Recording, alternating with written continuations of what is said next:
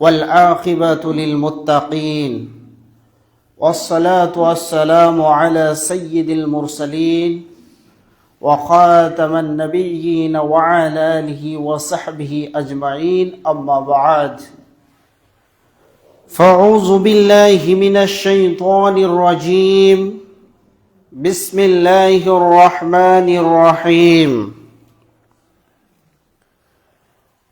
فأما من أوتي كتابه بيمينه فسوف يحاسب حسابا يسيرا وينقلب إلى أهله مسرورا وأما من أوتي كتابه وراء ظهره فسوف يدعو سبورا ويصلى سعيرا إنه كان في أهله مسرورا بسم الله الرحمن الرحيم ختم الله على قلوبهم وعلى سمعهم وعلى أبصارهم غشاوة ولهم عذاب عظيم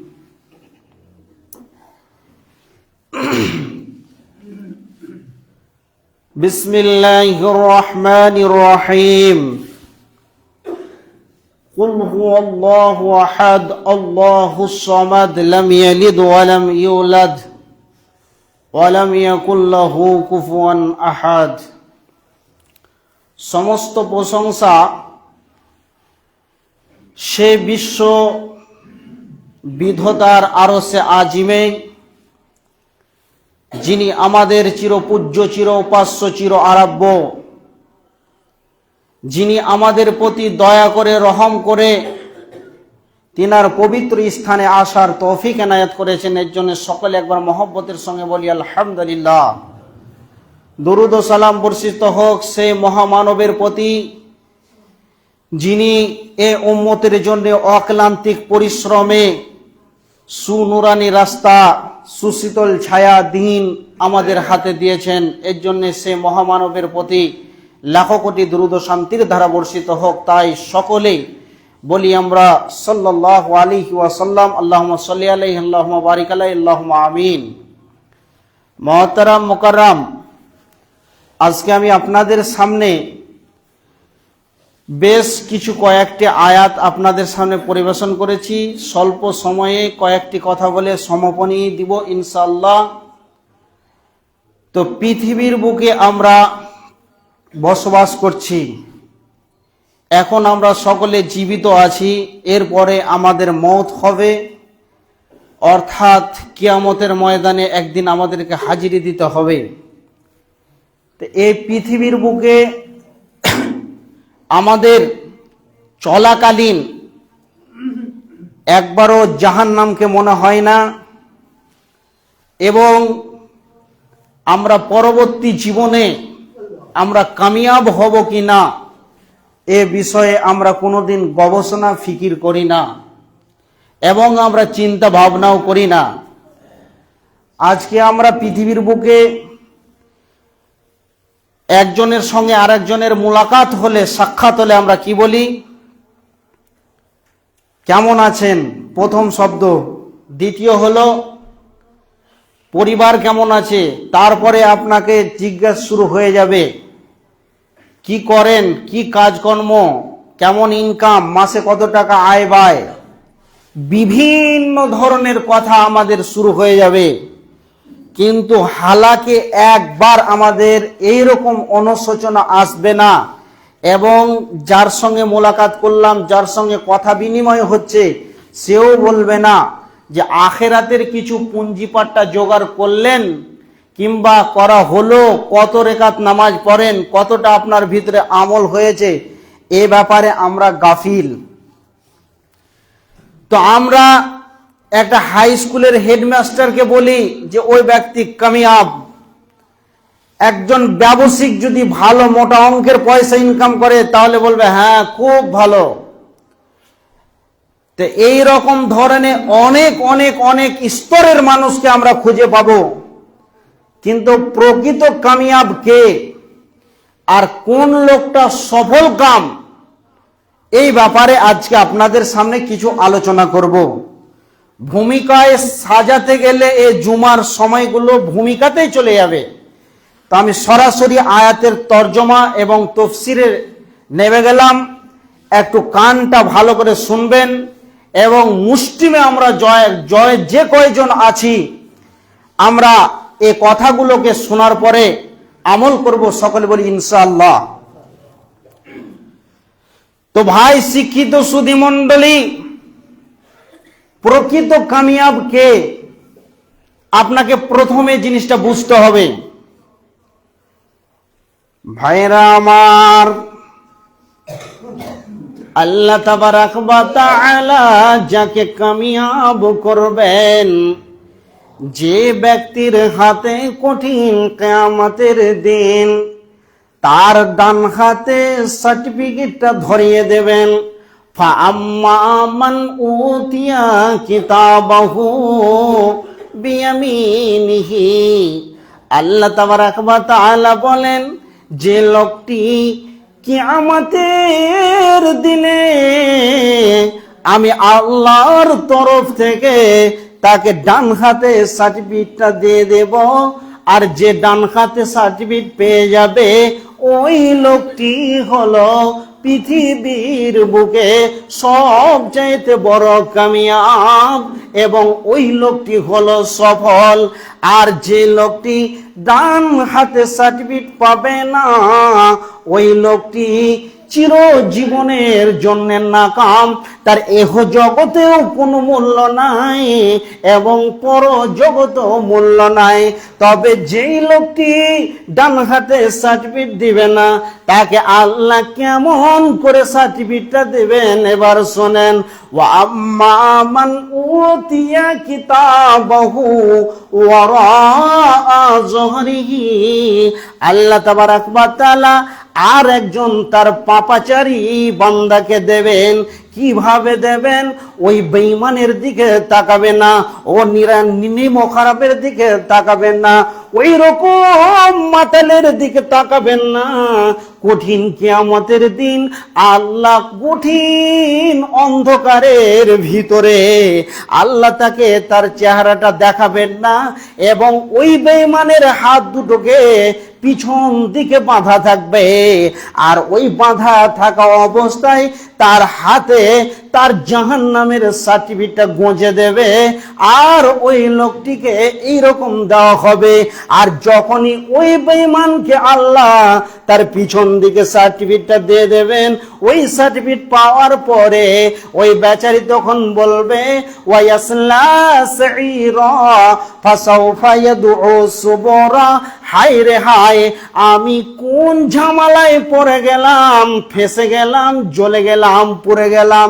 এবার ওই লোকটি বলবে, ওয়ায়াসলা সাইরা, আল্লাহ তাবারাক ওয়া তাআলা বলবেন, তোর নাটকের দিন অনেক হয়েছে, তুই বন্ধ কর, এবার তুই আমার প্রজ্বলিত লিলিহান অগ্নিশিখায় ঢুকে পড়। যখন সেই লোকটিকে অগ্নিশিখায় ঢুকানো হবে তখন ওই লোকটি কি বলবে? ইন্নাহু কানা ফি আহলিহি মাসরুরা, তখন ওই লোকটি চিন্তা ফিকির করবে, হায় রে, আমি তো এদের সঙ্গে ছিলাম না, জাহান্নামীদের সঙ্গে ছিলাম না, তবে আমি কেন আজকে জাহান্নামে আসলাম? আমার আত্মীয় স্বজনদের সঙ্গে বেশ আনন্দে আত্মহারা হয়ে জীবন কাটাতাম, কেন আজকে আমি এই জায়গাতে আসলাম? কেন আমি আসলাম? তখন ওই বেঈমান বারবার মতকে কামনা করবে। কেন মতকে কামনা করবে? দেখতে পাবে ইন্না আনজারনাকুম আযাবান করিবা, সেই ব্যক্তি দেখতে পাবে তার সামনে আল্লাহর কঠিন আযাব এসে উপস্থিত হয়ে যাবে। আর যখন সে আযাবকে দেখতে পাবে, আযাবটা কি জিনিস বন্ধু? না তো জাহান্নামের আগুন। যখন সে দেখবে, আহারে এক্ষুনি আমি সেই লিলিহান, সেই উত্তপ্ত আগুনের ভিতরে এক্ষুনি আমি নিক্ষেপ হয়ে যাব, তখন সেই লোকটি ইয়াকুলুল কাফিরু ইয়া লাইতানি কুনতু তুরাবা, ওই বেঈমান তখন বলবে, আহারে আজকে যদি আমি মানব না হতাম, আজকে যদি আমি মানুষ না হতাম তবে কতই না ভালো হতো। আর সেই লোকটি বারবার মতকে কামনা করবে, কিন্তু সেই লোকটি কোনোদিন মরবে না। তাহলে এই ব্যক্তি হলো কামিয়াব, যার হাতে ফাআম্মা মান উতিয়া কিতাবাহু বিয়ামিনিহি, যে লোকটি কঠিন মহাপ্রলয়ের দিনে তার ডান হাতে সার্টিফিকেট পেয়ে যাবে, সেই হলো প্রকৃত কামিয়াব। আর যে লোকটি পাবে না সে হলো নাকাম। এবার আসেন, এইবার হলো কি, এবার তো এই লোকটি কি হলো, ডান হাতে সার্টিফিকেট পেল, এই লোকটি হলো সাকসেসম্যান মানুষ এবং কামিয়াব মানুষ। তো এই লোকটির ব্যাপারে আল্লাহ কি বলছেন? আল্লাহ তাবারক ওয়া তাআলা বলছেন, যে লোকটিকে আমি তার ডান হাতে সার্টিফিকেট দিব রে, ওই লোকটি তো হলো কামিয়াব। আর ওর কি হবে শুনেলে, ফাসাউফা ইউহাসাবু হিসাবান ইয়াসীরা, আমি আল্লাহ তার জীবনের হিসাবটা অতি আসানে নিয়ে নিব। ওয়া আহলিহি মাসরুরা, এবং সে ব্যক্তি তার আত্মীয় স্বজন, এখানে ইমাম কুদরি রহমাতুল্লাহ আলাইহি তিনার কিতাবে রেখেছেন, ওই লোকটি আনন্দে আত্মহারা হয়ে তার বংশে যাবে, তার আহলিয়াতের কাছে যাবে, তার স্বজনদের কাছে যাবে। আর ওই লোকটি বলবে, আমি কামিয়াব, আমি কামিয়াব, আমি কামিয়াব। তাহলে এই লোকটি হলো কামিয়াব। এবার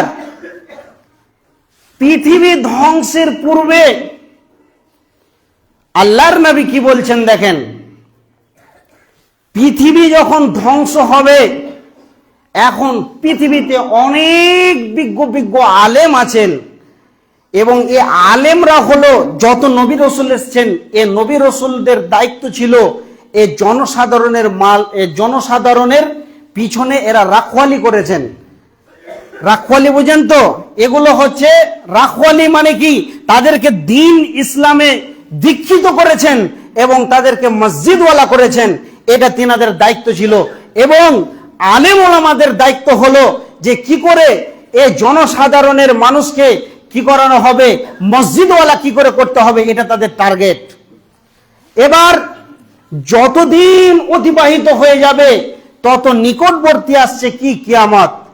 এবার কিয়ামতের আগে কি হবে জানেন?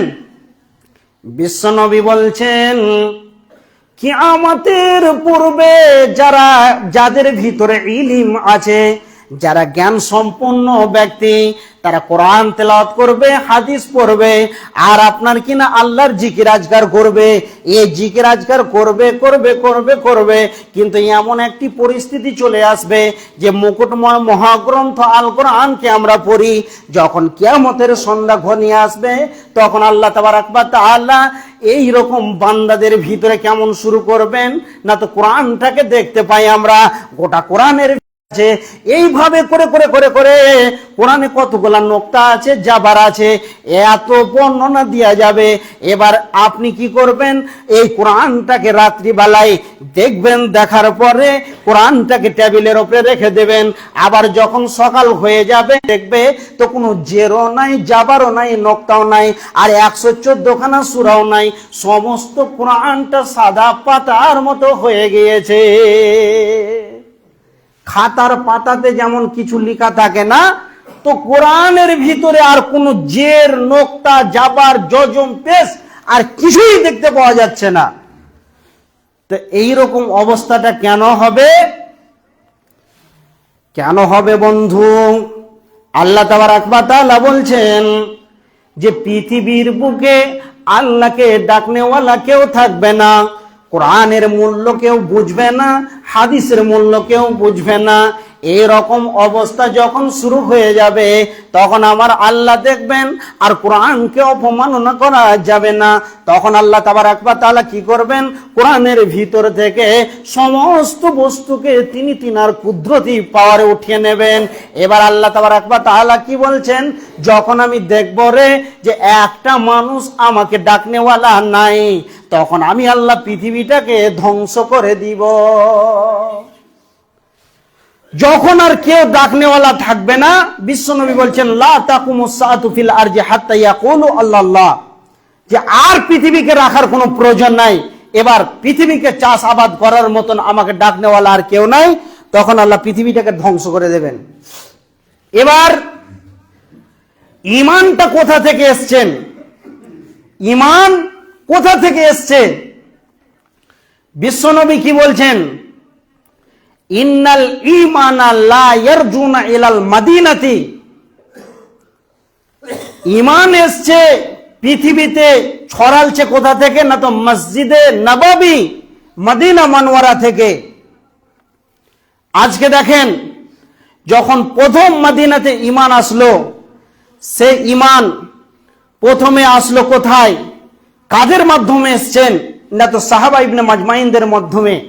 তিনারা সারা পৃথিবীর যতগুলো দেশ আছে সমস্ত দেশে 10 জন 15 জন করে সাহাবীরা গিয়েছেন এবং দ্বীন ইসলামের দাওয়াত প্রচার প্রসার করেছেন।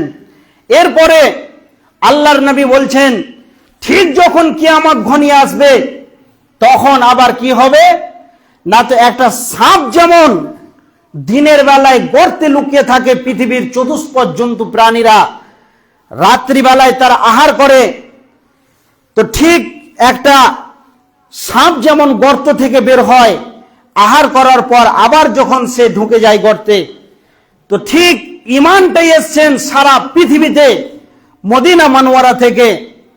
এবার ওই ঈমান আবার কি হবে, সেই ঈমান আবার পৃথিবী থেকে গিয়ে আবার মদিনা মানওয়ারায় চলে যাবেন, ঈমান আর থাকবে না। তো শিক্ষিত সুধী মণ্ডলী, আজকে আমরা সকলেই বলি কামিয়াব, তাহলে কামিয়াবটাকে এইরকম পরিস্থিতির মধ্যে আমরা রয়েছি, অতএব মানুষের কাছ থেকে ঈমান চলে যাবে আর ঈমান থাকবে না। আজকে বর্তমান সমাজে একটি কথা বলি, আজ থেকে 30 বছর আগে কত কোটি মানুষ ছিল, তার থেকে দ্বিগুণ বেড়েছে। রেল কটা ছিল, এখন দ্বিগুণ রেল হয়েছে। এ গ্রামে যদি 5 জনের বাইক ছিল, এখন কম বেশি 50 জনের হয়েছে।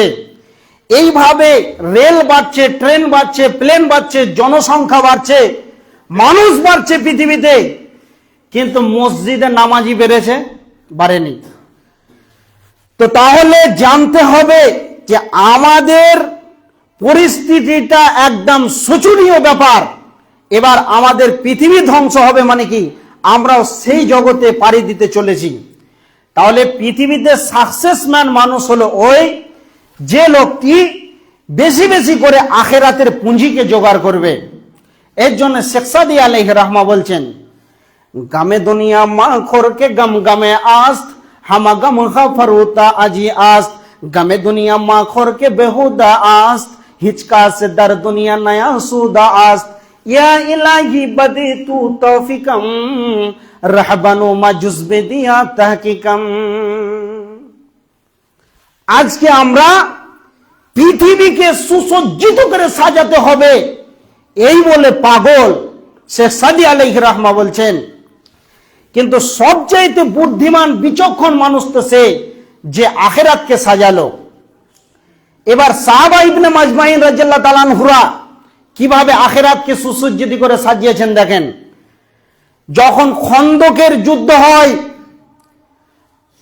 তো সালমান ফারসি রাদিয়াল্লাহু তাআলা আনহু তিনি খনন করেছিলেন। এই মতো অবস্থায় সাহাবীদের উপরে চরম অত্যাচার, ওই দিক থেকে বেঈমানদের সেনাবাহিনী এবং অনেক অস্ত্র শস্ত্র, তাদের অনেক সৈন্য সামান্তরল। এবার বিশ্বনবী চিন্তা ভাবনায় করছেন যে কি করা যায়। আল্লাহর নবী দোয়া করছেন, তাঁবুর ভিতরে। এবার দোয়া করে যখন শেষ হলো, তখন কাফের বেঈমানরা সেই মদিনার ওই পারে দাঁড়িয়ে আছেন। পাহাড়ের ঘাটির পার্শ্বে বিরাট একটা গর্ত করে দেওয়া হয়েছে, যাতে বেঈমানরা এই দিকে না আসতে পারে। আর যদি আসে, সাহাবারা এই পাশে দাঁড়িয়ে আছেন, যদি তারা গর্তে নামে, তাহলে তাদেরকে বড় বড় পাথর দিয়ে নিক্ষেপ করে তাদেরকে জাহান্নামের টিকিট দেওয়ার জন্য সাহাবীরা তৈরি হয়ে আছেন। এই মতো অবস্থায় এই যে বর্তমান ঠান্ডার কি হার বুঝতে পারছেন আপনারা, এইরকম অত্যন্ত ঠান্ডা।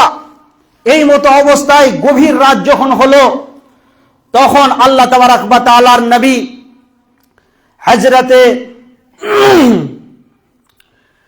হযরতে আলী রাদিয়াল্লাহু তাআলা আনহুকে বলছেন যে, আলী, তুমি একবার ওদের খবরটা নাও, কি তাদের অবস্থা। হযরতে আলী রাদিয়াল্লাহু তাআলা আনহু তিনি খবর নিতে যাচ্ছেন।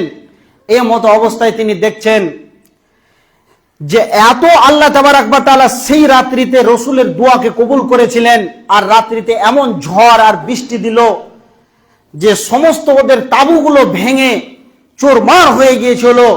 একটা তাঁবু খুব মজবুত করে বাঁধা ছিল, সেই তাঁবুর ভিতরে ছিল আবু সুফিয়ান, আর সেই যুদ্ধের বেঈমানদের লিডার ছিল আবু সুফিয়ান। সেই যুদ্ধে দেখছে শুধু আবু সুফিয়ানের ওই ইটা তাঁবুটা মাত্র ভালো হয়ে আছে, আর ওই তাঁবুতে একটি মাত্র প্রদীপ জ্বলছে দীপ দীপ দীপ দীপ করে। হযরতে আলী দেখলেন। দেখার পরে আলী মনে মনে চিন্তা ভাবনা করছেন যে এই বেঈমানকে আমি এখন জাহান্নামের টিকিট দিলে দিতে পারি। কিন্তু আলী ছিলেন একজন বিখ্যাত আসাদুল্লাহ, মানে আল্লাহর বাগ, তার বাগ শক্তি অনেক ক্ষমতা ছিল। তো তিনি দেখলেন যে না, রসুল তো আমাকে দেখতে পাঠিয়েছে, তাকে শেষ করতে পাঠায়নি। এরপরে কিছুক্ষণের মধ্যে আল্লাহর নবী আবার বলছেন, হোযাইফা, তুমি যাও, এই খালটাকে টপকে যাও, যে বেঈমানদের ভিতরে যাবে, যাওয়ার পরে তাদের কি খবর তুমি খবরটা নিয়ে এসো। এবার বলেন যে বেঈমানরা এসছেন সাহাবাদের সঙ্গে যুদ্ধের জন্যে, তার মানে ওই জায়গাতে যাওয়া মানে আর জীবনে ফিরে আসাটা অসম্ভবের ব্যাপার। তারপরও তিনাদের ঈমানটা কেমন ছিলেন দেখেন, রসুলের কথাকে তিনারা প্রত্যাখ্যান করেনি।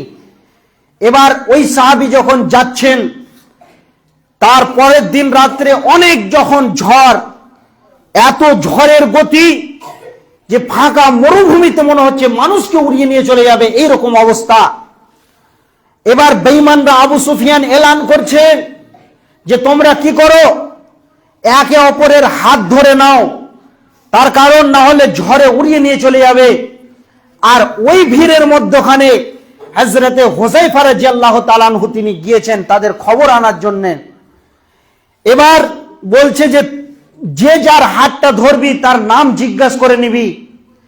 এবার যখন হযরতে হোযাইফাকে বলছেন যে ইসমুকা, মানে তোমার নাম কি, তখন ইনি বলছেন আনা আব্দুল্লাহ, মানে আমি আল্লাহর বান্দা, এরকম একটা কথা বলে। তার কারণ উনি যদি তাদেরকে পরিচয় দেন তাহলে তার জানে ফিরে আসতে পারবেন না, এই কথাটা বললেন সাহাবী।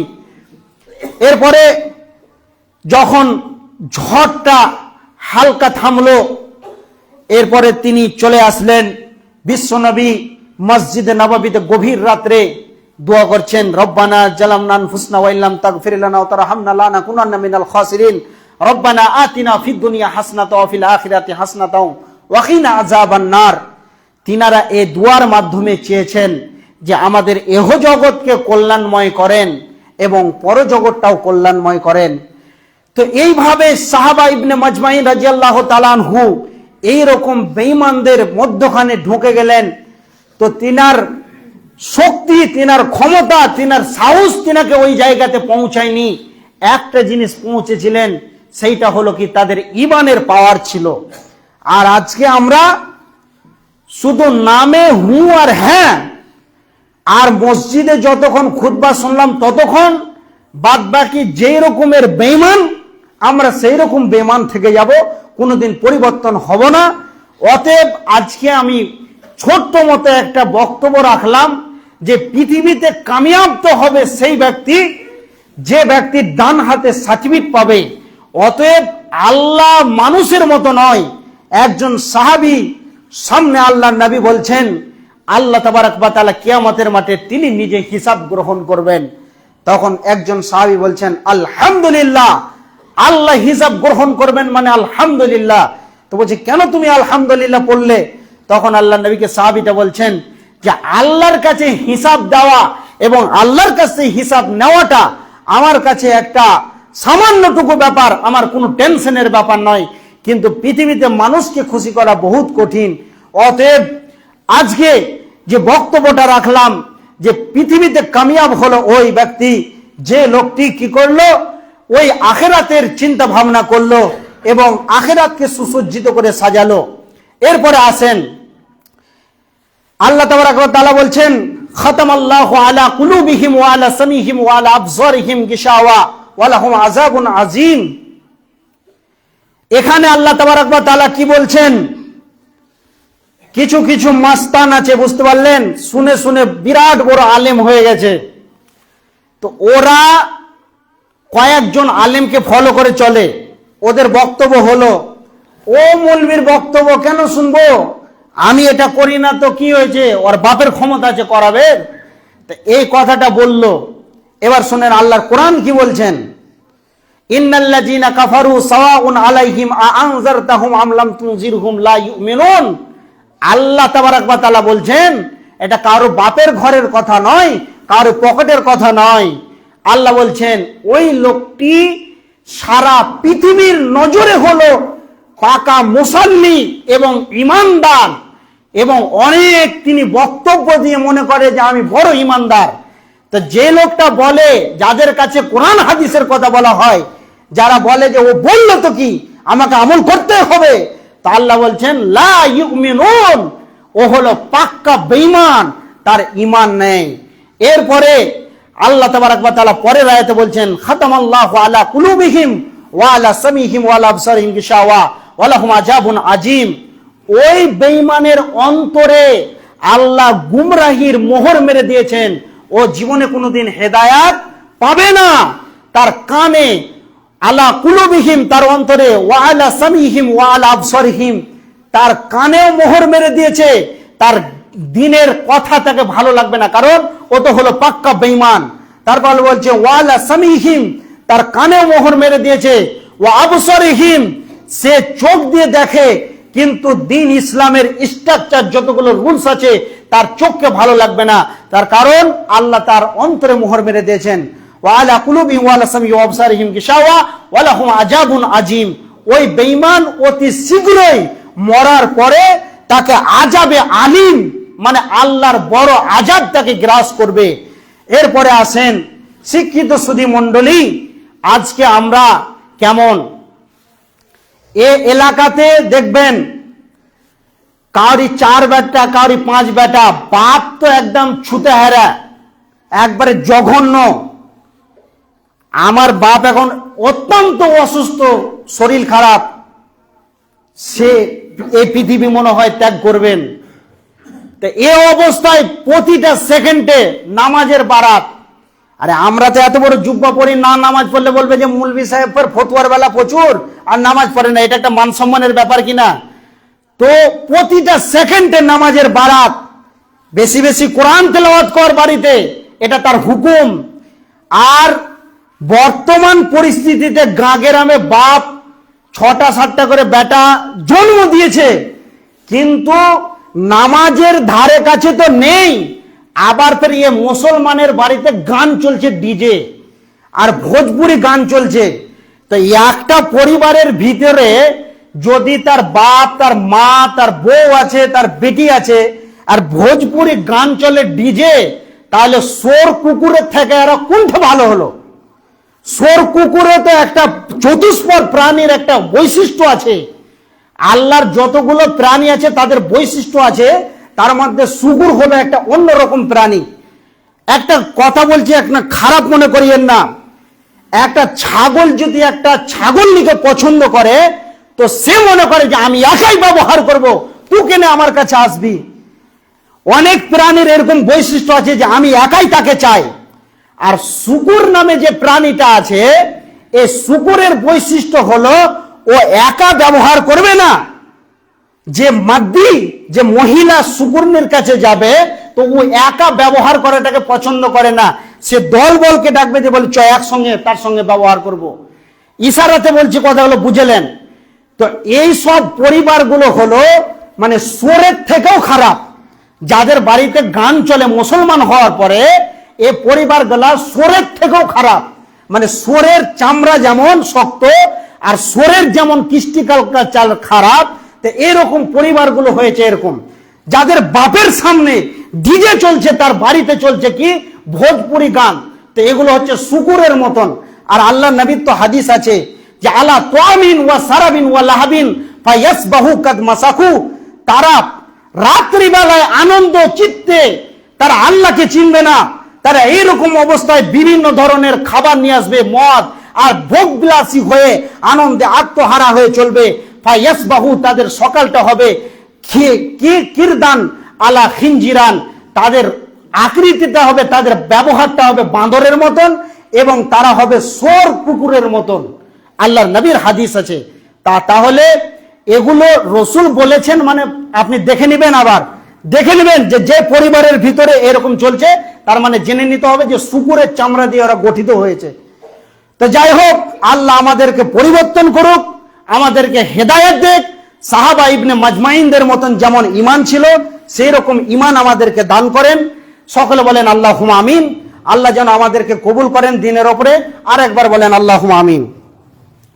বিসমিল্লাহির রহমানির রহিম।